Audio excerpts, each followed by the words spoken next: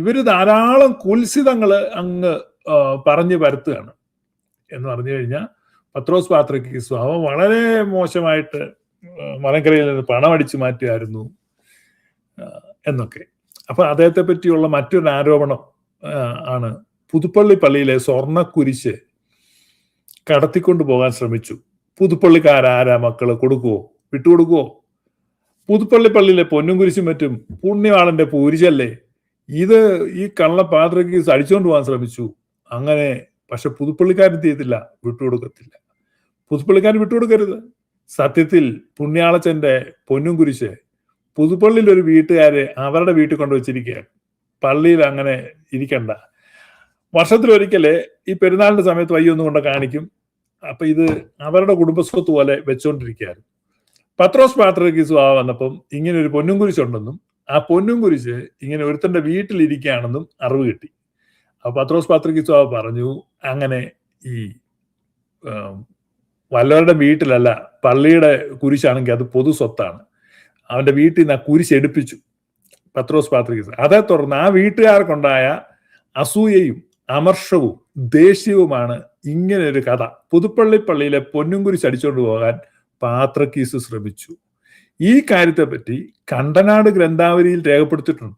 പാത്രിക്കീസ് പുതുപ്പള്ളി പള്ളിയിലെ പൊൻകുരിശ് അടിച്ചുകൊണ്ട് പോകാൻ ശ്രമിച്ചു എന്നുള്ളത്. അതുകൊണ്ട് കണ്ടനാട് ഗ്രന്ഥാവലിയിൽ എന്താണ് പുതുപ്പള്ളി പള്ളിയിലെ പൊന്നും കുരിശ് അടിച്ച കഥ നമുക്ക് വായിക്കാം. ദാണ്ട് ഏറ്റവും അടിയിലത്തെ ചാപ്റ്റർ ഏറ്റവും താഴത്തെ ഖണ്ഡിക വായിക്കുക, പാരഗ്രാഫ്. വിശുദ്ധ പിതാവ് പുതുപ്പള്ളി പള്ളിയിൽ എഴുന്നള്ളിയിരുന്ന് മുൻവഴക്കിനാൽ പള്ളിക്ക് പൊൻകുരിശ്, വെള്ളിക്കുരിശ് മുതലായ സാമാനങ്ങൾ കൊണ്ടുപോയിരുന്നവരെ കൊണ്ട് വരുത്തിച്ച് കൈക്കാരന്മാരെ നിയമിച്ച് അവരെ ഏൽപ്പിച്ച് സകല സാമാനങ്ങളും മറ്റും കൊടുത്തു. ആ പള്ളി ഇടവകയിൽ 2ാം കെട്ട് കെട്ടിയ കാരാപ്പുഴ കുരുള കത്തനാരെയും കൂറിലൊസ് ബാവായോട് പട്ടമേറ്റ ശേഷം വിവാഹം ചെയ്ത കൈപ്പനാട്ട് കത്തനാരെയും മുടക്കി.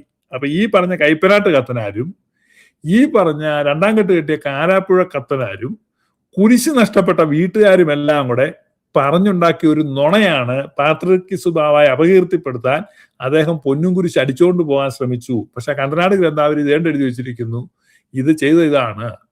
അവർക്ക് മദ്ബഹായിൽ കയറുന്നതിനും മറ്റും അധികാരമില്ലെന്നും മറ്റും കൽപ്പിച്ചു. ആ ഇടവകയിൽ ഇളന്തുരുത്തി പീലിപ്പോസ് കത്തനാരച്ചനും കല്ലൂപ്പാറക്കാരൻ കല്ലൂർ പീലിപ്പോസ് മൂപ്പച്ചനും ചേപ്പാട്ട് പുത്തമ്പരയ്ക്ക് പീലിപ്പോസ് മൂപ്പച്ചനും കന്നിമാസം ഞായറാഴ്ച കോറിയായിട്ട് പട്ടം കെട്ടി. പുതുപ്പള്ളി പള്ളിക്കാർ ബാവായുടെ കൽപ്പന അനുസരിച്ച് നടന്നുകൊള്ളാമെന്നും പള്ളിയും പള്ളിവക സകല വസ്തുക്കളും പള്ളിവകയാകുന്നു എന്നും ബാവായുടെ കൽപ്പനയ്ക്ക് വിരോധമായി ആരെങ്കിലും നടന്നാൽ ബാക്കി ബ്ലാ ബ്ലാ ബ്ലാ ബ്ലാ. അപ്പൊ ഇതാണ് സംഭവം. അപ്പൊ പുതുപ്പള്ളിക്കാരുടെ സൂക്കേട് മനസ്സിലായോ?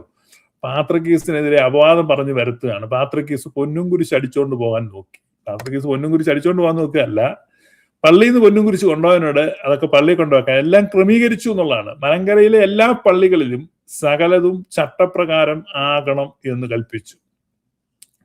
മറ്റൊന്ന് ആണ് കോതമംഗലത്ത് ബാവായുടെ കബറ് പൊളിക്കണം എന്ന് പാത്രിക്കീസ് പറഞ്ഞു. പാത്രിക്കീസ് പറഞ്ഞ കാരണം സുറിയാനി സഭയുടെ പാരമ്പര്യത്തിൽ മധുബായിൽ ആരെയും അടക്കുന്ന പതിവില്ല.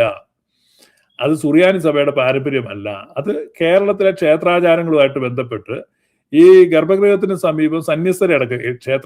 കേരളത്തിലെ മിക്കല്ല എല്ലാ ക്ഷേത്രങ്ങളിലും തന്നെ ഫേമസ് ആകുന്ന ക്ഷേത്രങ്ങളെല്ലാം ഏതെങ്കിലും സ്വാമിമാരെയോ അഘോരികളെയോ ഒക്കെ അടക്കിയിട്ടുണ്ട്.